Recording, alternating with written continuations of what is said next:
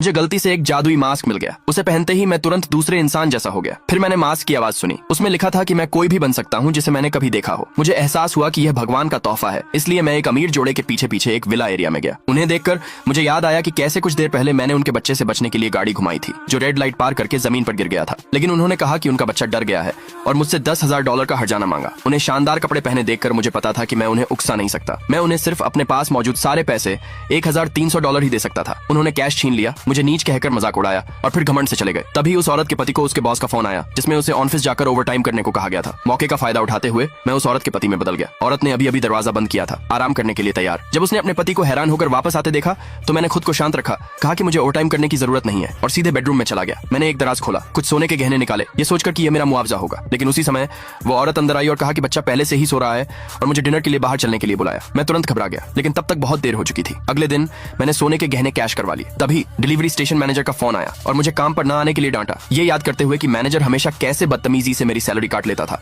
मैंने regional manager का रूप ले लिया। जब स्टेशन मैनेजर ने अपने सीनियर को देखा तो उसने तुरंत और इज्जत से मेरा स्वागत किया। मैं तुरंत उस पर भड़क गया, फिर उसे मेरी सारी रोकी हुई सैलरी वापस करने का आदेश दिया। निर्देश सुनते ही मैनेजर ने तुरंत मामला संभाल लिया। जल्द ही मुझे $30,000 मिल गए। इसके बाद मैंने उसे डांटा और कहा कि वह अब डिलीवरी राइडर्स को अपनी मर्जी से परेशान न करे। मैनेजर ने इज्जत से वादा किया कि वह ऐसा नहीं करेगा। पैसे लेकर घर लौटने के बाद अचानक किसी ने दरवाजा खटखटाया। उन्होंने कहा कि मेरे माता पिता ने ज्यादा ब्याज वाला लोन लिया है और मुझे चेतावनी दी कि मुझे आज ही उसे चुकाना है। लेकिन मुझे इस बारे में कुछ नहीं पता था। मुझे एहसास हुआ कि वे स्कैमर थे, लेकिन मेरे पास भागने की कोई जगह नहीं थी। मैं बस यह दिखावा कर सकता था कि यह अचानक हुआ और कहा कि मुझे पैसे जुटाने की जरूरत है ताकि वे सावधान हो जाएं। गैंग लीडर ने सच में मुझ पर यकीन किया और अपने आदमियों को मुझ पर नजर रखने का ऑर्डर देने के बाद वह मौके का फायदा उठाते हुए चला गया। मैंने दिखावा किया कि मैं नीचे वाले पड़ोसी से पैसे उधार लेने जा रहा हूँ। दूसरे पार्ट के लिए कमेंट में यस लिखे।